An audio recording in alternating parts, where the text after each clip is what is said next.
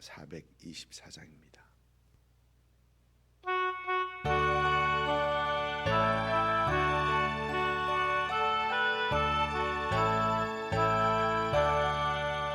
아버지여 나의 마음을 맡아 주관하시고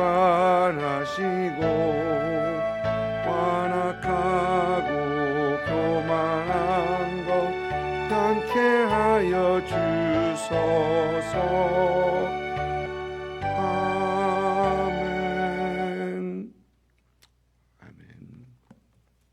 에스겔서 28장입니다. 28장 1절부터 19절까지 말씀 우리 같이 읽습니다. 또 여호와의 말씀이 내게 임하여 이르시되 인자야 너는 두로 왕에게 이르기를 주 여호와께서 이같이 말씀하시되 내 마음이 교만하여 말하기를 나는 신이라 내가 하나님의 자리 곧 바다 가운데 앉아 있다 하도다. 내 마음이 하나님의 마음 같은 채 할지라도 너는 사람이요 신이 아니거늘 내가 다니엘보다 지혜로워서 은밀한 것을 깨닫지 못할 것이 없다 하고 내 지혜와 총명으로 재물을 얻었으며 금과 은을 곳간에 저축하였으며 내 큰 지혜와 내 무역으로 재물을 더하고 그 재물로 말미암아 내 마음이 교만하여졌도다. 그러므로 주 여호와께서 이같이 말씀하셨느니라. 내 마음이 하나님의 마음 같은 채하였으니 그런즉 내가 이방인 곧 여러 나라의 강포한 자를 거느리고 와서 너를 치리니 그들이 칼을 빼어 내 지혜의 아름다운 것을 치며 내 영화를 더럽히며 또 너를 구덩이에 빠뜨려서 너를 바닷 가운데서 죽임을 당한 자의 죽음같이 바닷 가운데서 죽게 할지라. 내가 너를 죽이는 자 앞에서도 내가 하나님이라고 말하겠느냐. 너를 치는 자 앞에서 사람일 뿐이요 신이 아니라 내가 이방인의 손에서 죽기를 할례받지 않은 자의 죽음같이 하리니 내가 말하였음이니라. 주 여호와의 말씀이니라 하셨다 하라. 여호와의 말씀이 또 내게 임하여 이르시되 인자야 두로 왕을 위하여 슬픈 노래를 지어 그에게 이르기를 주 여호와의 말씀에 너는 완전한 도장이었고 지혜가 충족하며 온전히 아름다웠도다. 내가 옛적에 하나님이 동산 에덴에 있어서 각종 보석 곧 홍보석과 황보석과 금강석과 황옥과 홍마노와 창옥과 청보석과 남보석과 홍옥과 황금으로 단장하였으며 내가 짐을 받던 날에 너를 위하여 소고와 비파가 준비되었다다. 너는 기름 부음을 받고 지키는 그룹이며 내가 너를 세우매 내가 하나님의 성산에 있어서 불타는 돌들 사이에 왕래하였도다. 내가 짐을 받던 날로부터 내 모든 길에 완전하더니 마침내 내게서 불의가 드러났도다. 내 무역이 많으므로 내 가운데에 강포가 가득하여 내가 범죄하였도다. 너를 지키는 그룹아 그러므로 내가 너를 더럽게 여겨 하나님의 산에서 쫓아냈고 불타는 돌들 사이에서 멸하였도다. 내가 아름다움으로 마음이 교만하였으며 내가 영화로움으로 내 지혜를 더럽혔으며 내가 너를 땅에 던져 왕들 앞에 두어 그들의 구령거리가 되게 하였도다. 내가 죄악이 많고 무역이 불의함으로 내 모든 성소를 더럽혔으며 내가 내 가운데서 불을 내어 너를 사르게 하고 너를 보고 있는 모든 자 앞에서 너를 땅 위에 죄가 되게 하였도다. 만민 중에 너를 아는 자가 너로 말미암아 다 놀랄 것이며 내가 공포의 대상이 되고 내가 영원히 다시 잊지 못하리로다 하셨다 하라. 아멘.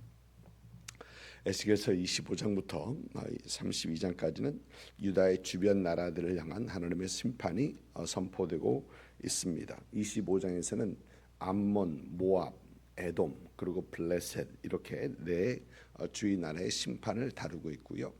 또 26장, 27장 그리고 28장 19절까지 오늘 말씀까지는 두로의 심판을 다루고 있습니다. 두로의 심판을 이렇게 길게 다루고 있는 것은 그처럼 두로가 당시 중요한 나라가 북하고 부한 나라였기 때문에 그럴 것입니다. 26장은 두로가 멸망할 것을 선지자를 통해서 선포하고 있고요. 27장은 대가 형식으로 두로가 멸망할 것을 쭉 말씀하십니다. 27장을 보면은 두로가 무역의 중심이었던 것들을 여러 나라들이 두로와 함께 이렇게 무역을 하는 것을 보여주면서 두로가 그 정도로 무역의 중심에 있고 있던 것을 보여주고 있습니다. 이렇게 두로는 활발한 무역으로 그 여러 나라들과 활발한 무역으로 그들의 부를 누리고 있었던 것이죠. 그러나 하나님께서는 이제 그런 두로가 심판을 받을 것이다. 또 그들은 다시 영원히 서지 못할 것이다라고 이렇게 하나님께서는 심판을 선언하십니다. 이제 28장을 보면 28장에서 하나님께서는 두로의 교만에 대해서 말씀하시면서 그 교만으로 인해 그들이 멸망할 것이다라고 하십니다. 오늘 말씀 2절 보니까 내 마음이 교만하여 말하기를 나는 신이라, 그리고 내가 하나님의 자리 곧 바다 가운데 앉아 있다라고 합니다. 고대 나라들은 왕을 신격화했던 것을 봅니다. 메소포타미아나 시리아에서는 그 왕들을 신의 선택을 받은 특별한 존재로 여겼었습니다. 신이 아니고 신의 특별한 존재를 받아서 당시 두로는 이 무역을 통해서 막강한 부를 누리면서 그 왕의 위상이 점점 올라가면서 이제 그가 교만해짐으로 그가 신의 선택을 받은 사람이 아니라 스스로 신이다라고 자신을 생각했던 것이죠. 신의 선택을 받은 사람하고 신이라고 하는 것은 또 다른 얘기인데, 이 두로 왕은 자신이 신의 선택을 받은 사람 이상의 자신을 신격화시켰고 신으로 보고 있었던 것입니다. 두로 왕은 자신이 하나님의 자리에 앉아 있다. 또 그리고 모든 무역의 중심이 되는 바다, 그 바다 가운데 내가 있다라고 여기면서 자신을 마치 자신만이 신이 된 것처럼 스스로 높이고 있었던 것입니다. 또 그들의 섬은 바위섬으로서 이제 무너지지 않을 것만 같은, 아수르가 5년 동안 쳤는데 그들을 무너뜨리지 못한 어떤 그런 어떤 견고한 어떤 그런 섬, 특정한 위치에 있는 그런 섬이죠. 그러면서 그의 교만은 점점 높아져서 결국 스스로 하나님 것처럼 여기고 있었던 것이죠. 그래서 하나님께서 오늘 말씀에서 내가 스스로 교만해져서 하나님인 것처럼 생각하고, 그러니까 우쭐댄다는 것이죠.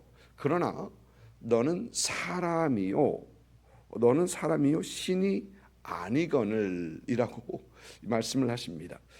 공동 번역을 보니까 이렇게 번역하고 있습니다. 그 말씀을 속으로 신이라도 된 듯 우쭐댄다지만 그러나 너는 신이 아니요 사람이다.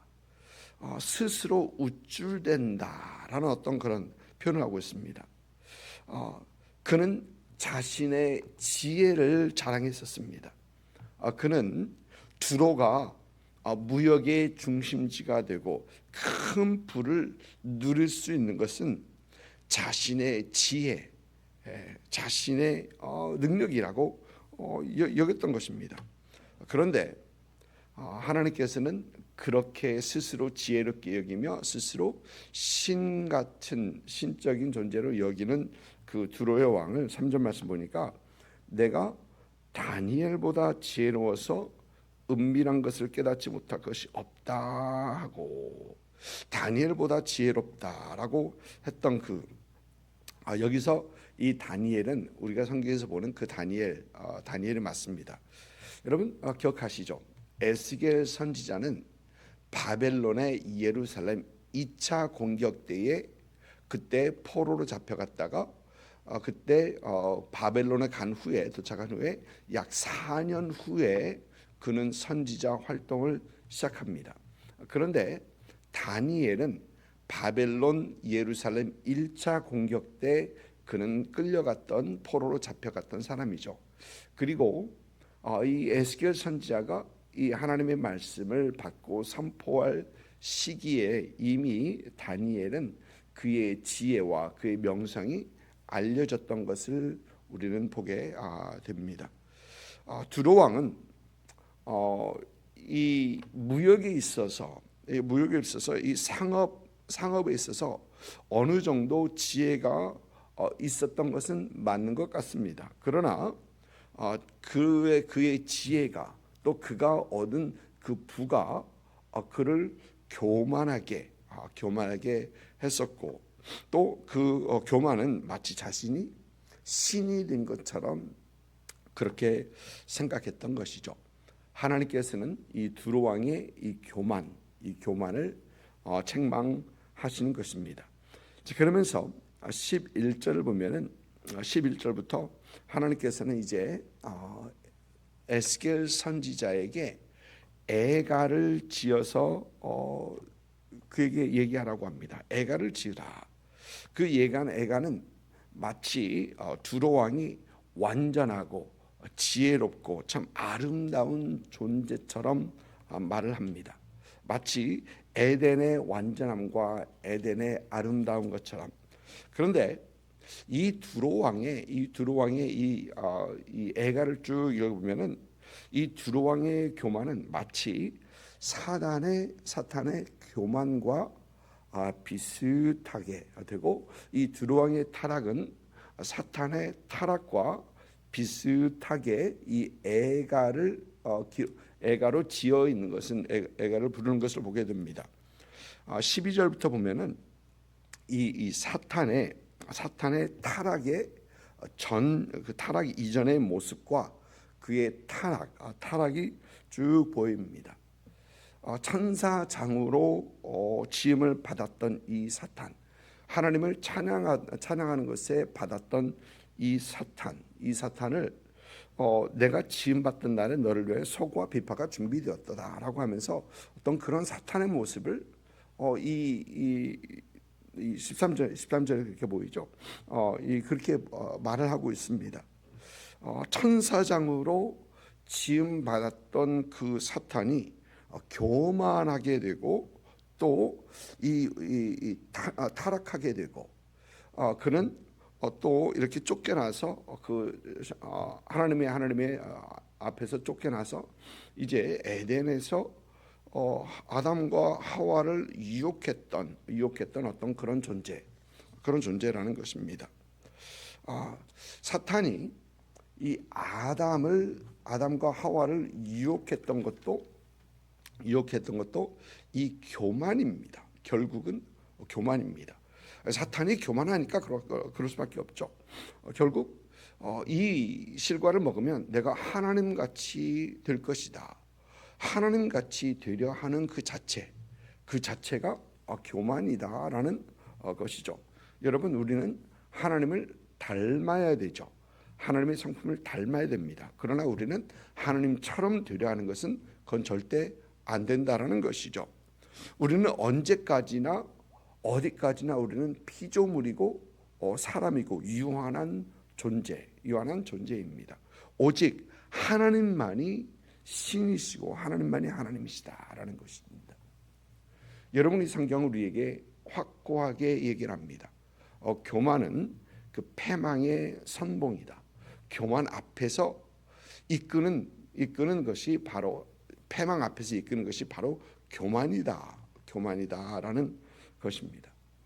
여러분, 그래서 우리 믿는 사람들이 항상 조심해야 되는 것이 바로 이 교만입니다. 항상 우리 자신을 살펴서 우리 안에 그 어떤 교만이 있는지, 우리 안에 어떤 하나님을 하나님으로 여기지 못하고 또 하나님을 우습게 여기는 어떤 그런 모습이 우리에게 있는지 우리는 항상 우리 자신을 살펴야 합니다. 하나님보다 우리 하나님의 말씀보다 더 지혜롭게 여기는, 우리가 옳다라고 생각하는 어떤 그런 모습이 우리에게 있는지 우리는 항상 우리 자신을 살펴야 합니다. 여러분, 우리가 가진 이 어떤 지혜, 이 작은 지혜도 하나님께서 우리에게 주신 지혜요. 또 우리가 가지고 있는 그 작은 것들도 하나님께서 우리에게 허락하신 것이요. 하나님께서 우리에게 주신 이 건강과 이 사실 아름다움이라고 생각하는 그것마저도 하나님께서 우리에게 주신 것임을 우리는 기억하면서 하나님의 은혜를 기억하고 하나님을 하나님 되심으로 여길 수 있는 그런 우리가 되어야 한다라는 것이죠. 그래서 우리는 무엇보다도 항상 겸손하고 낮아지기 위해 힘쓰고 애쓰는 그런 우리가 되어야 합니다. 오늘 아침에도 우리는 여전히 하나님의 피조물로서 온전히 하나님만이 찬양 받으시기에 합당하신 그 하나님이심을 우리는 기억하고 이 하나님 앞에 더 낮아지고 또 하나님의 이름을 높이며 하나님을 경배하는, 하나님을 예배하는 그런 우리가 되어야 되겠습니다. 여러분, 오늘 하루의 삶 속에서도 우리가 하나님과 동행하면서 다시 한번 하나님의 하나님 되심을 기억하고 하나님 앞에 더 낮아지고 오직 주님의 이름만이 높임을 받는 여러분의 하루가 될 수 있기를 주님의 이름으로 축복을 드립니다. 기도하겠습니다.